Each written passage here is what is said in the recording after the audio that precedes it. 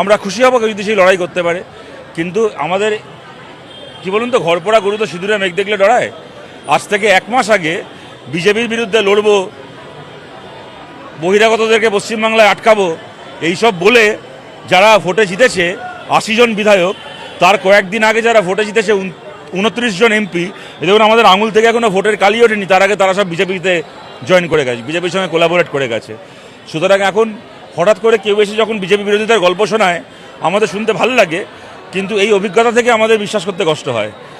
আমরা বিজেপি বিরোধিতার নাম করে ভোটে জিতে বিজেপির পায়ে ডাইভ দেওয়া যে হারে দেখলাম, সেই কারণেই আমরা মনে করি বিজেপি বিরোধী লড়াইয়ের যারা বিশ্বস্ত সৈনিক তাদেরই এই লড়াইয়ের সামনে থাকা উচিত। যখন বিজেপি সরকার তখন বামেদের আহ্বান জানালেন বিজেপির বিরুদ্ধে একসঙ্গে লড়াই করার জন্য, আবার যখন বামেদের সরকার ছিল তখন বিজেপিকে আহ্বান জানিয়েছিলেন বামেদের বিরুদ্ধে একসঙ্গে লড়াই করার জন্য, এবং সেই আহ্বানে সাড়া দিয়ে বিজেপি জোটও করে ফেলেছিল, মমতা ব্যানার্জিকে দেশের মন্ত্রীও বানিয়ে ফেলেছিল। তাই বামেরা সরকারে থাকলে বিজেপিকে আহ্বান জানাবেন, বিজেপি সরকারে থাকলে বামেদেরকে আহ্বান জানাবেন, আর দুই সরকারের আমলেই মমতা ব্যানার্জি ক্ষীর খাবেন। আমরা কি ওনাকে ক্ষীর খাওয়ানোর জন্য জন্মেছি নাকি? ওরা চুরি করেছে, ওরা তো জেলে যাওয়াই উচিত। ওরা যা চুরি করেছে, যা অত্যাচার করেছে, ওদের আগামী 3 জন্ম জেলে থাকা উচিত। ওরা যা চুরি করেছে, যা অত্যাচার করেছে, ওদের আগামী 3 জন্ম জেলে থাকা উচিত। কিন্তু আমাদের কথা একটাই, ওই কতগুলো কাউন্সিলর, পঞ্চায়েত মেম্বার বা এইবার ভোটে পরাজিত প্রার্থী যারা এবার এমএলএ হতে পারেনি, যারা তাদেরকে জেলে ঢোকানো হবে, পাড়ার গুন্ডাদেরকে জেলে ঢোকানো হবে, অবধি ঠিক আছে। কিন্তু মনে করুন 5 কোটি টাকা চুরি করা কাউন্সিলর এমএলএ যদি জেলে ঢোকে, বা পরাজিত এমএলএ যদি জেলে ঢোকে, তাহলে 500 কোটি টাকা চুরি করা এমপিগুলো দিল্লিতে বসে শুভেন্দু অধিকারীর সঙ্গে মিটিং করার সুযোগ কেন পাবে?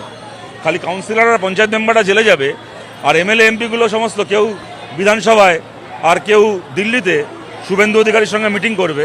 তাহলে আর সেটা কী ন্যায় হলো, কী জাস্টিস হলো? যে মানুষ বিজেপিকে ভোট দিয়েছিলেন তিনিও কি এইটার জন্য ভোট দিয়েছিলেন, নাকি বড় বড় মাথাগুলোকে জেলে দেখবেন বলে ভোট দিয়েছিলেন? আমরা চাই যে আদালত, সৃজনকে গ্রেপ্তার করেছিল, সৃজন সেই গ্রেপ্তারির পরে বেরিয়ে এসছে, লড়াই করেছে আমাদের আইনজীবীরা, পরের দিন বেরিয়ে এসছে এবং সৃজন সেই লড়াইয়ে আছে। সৃজনও কোথাও যাচ্ছে না, আর হকাররাও কোথাও যাবে না। লড়াই যারা করছে তারা লড়াইয়ের ময়দানে দাঁড়িয়ে থাকবে। হকারি যিনি করছেন তিনি চুরি করছেন না, ডাকাতি করছেন না, তিনি নিজে পরিশ্রম করে উপার্জন করছেন, তিনিও তার পরিশ্রমের জায়গায় দাঁড়িয়ে থেকে মাথা উঁচু করে উপার্জন করবেন, তার পাশে আমরা বামপন্থীরা থাকবো। এরকম বহু জায়গাতে এরকম হকাররা রয়েছেন যারা 40 বছর 50 বছর ধরে ওই জমিতে রয়েছেন। অনেকে ইলেকট্রিক বিল দেন, এত বছর ধরে ওখানে ব্যবসা করে খাচ্ছেন। আজকে যদি রেল বলে যে সম্পত্তিটা রেলের সম্পত্তি, আমাদের মানতে কোনো অসুবিধা নেই, কিন্তু কথাটা হচ্ছে তাহলে রেলের সম্পত্তি যদি আদানিকে ব্যবসা করার জন্য দেওয়া যায়, আম্বানিকে ব্যবসা করার জন্য দেওয়া যায়, তাহলে একজন হকারকে কেন ব্যবসা করার জন্য দেওয়া যায় না? দরকার হলে তার কাছ থেকে রেল মাস গেলে একটা ভাড়া নিক, রেলের তো সেই প্রভিশন রয়েছে, মাস গেলে একটা ভাড়া নিক, তাকে ব্যবসা করার উপার্জন করার সুযোগ দেওয়া হোক। তো আমরা তো যা দেখছি গোটা ভারতবর্ষ জুড়ে আদানি আম্বানির হাতে রেলের প্ল্যাটফর্মগুলোকে ব্যবসা করার জন্য তুলে দেওয়ার জন্য এত বছর ধরে সেখানে যে মানুষগুলো করে কমে খাচ্ছিলেন তাদেরকে ডিসপ্লেস করা হচ্ছে।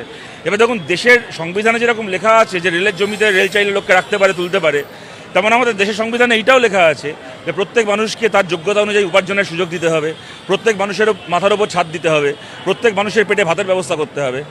এটাও তো সরকারের দায়িত্ব। সরকারের তো খালি লাথি মারার দায়িত্ব নয়। একটা কথা আছে বাংলায়, ভাত দেওয়ার মুরদ নেই কিল মারার গোসাই। সরকার তো খালি লাথি মারার জন্য সরকার নয়, তার তো ভাত দেওয়ারও কাজ, মাথার ওপর ছাদ দেওয়ারও কাজ। তাহলে সরকার কি পারবেন এই মানুষগুলোর জন্য? আজকে আপনি যাদবপুরের সাইডিং থেকে বাড়িগুলোকে ভেঙে দিলেন, ভালো কথা, কিন্তু এই মানুষগুলোর যে সংবিধান প্রদত্ত বাসস্থানের অধিকার, তাহলে বাসস্থানটাকে করে দিন সরকার। এটাও তো সরকারের দায়িত্ব। আমি আমার দায়িত্ব পালন করতে পারবো না, খালি ক্ষমতার আস্ফালন দেখাবো? কেউ তো কোনো দয়া চাইছে না, কেউ তো চুরি করছে না, ডাকাতি করছে না, পরিশ্রম করে খাচ্ছে। তার পরিশ্রমের একটা জায়গা আপনি তার কাছ থেকে নিয়ে নিচ্ছেন। তাকে তার যোগ্যতা অনুযায়ী পরিশ্রমের বিকল্প জায়গা করে দিন, তাকে একটা দোকান করার জায়গা করে দিন, তাকে একটা তার যোগ্যতা মতো একটা চাকরি করার ব্যবস্থা করে দিন, তাকে তার যোগ্যতা মতো 5 কাঠা জমি দিন কি 5 বিঘে জমি দিন, চাষবাস করুন। তিনি তো ছিনতাই করে খাচ্ছেন না, তিনি তো চুরি করে খাচ্ছেন না, পরিশ্রম করে খেতে চান।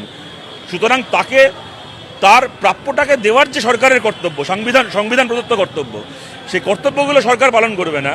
খালি যেখানে আস্ফালন দেখিয়ে লোককে লাথি মেরে তুলে দেওয়ার ক্ষমতা আছে, সরকার খালি লাথি মারার নিজের ক্ষমতাটাকে প্রয়োগ করবে, এইটারা সুস্থ গণতন্ত্র চলতে পারে না। যুগে যুগে দেখা গেছে যে সরকার নিজের দায়িত্ব পালন করাটাকে প্রায়োরিটি মনে করে, জনগণও সেই সরকারটাকে বাঁচিয়ে রাখার দায়িত্ব নেয়। আর যে সরকার লাথি মারাটাকে নিজের অধিকার মনে করে এবং সেই ক্ষমতা প্রয়োগ করে, একটা সময় গিয়ে জনগণ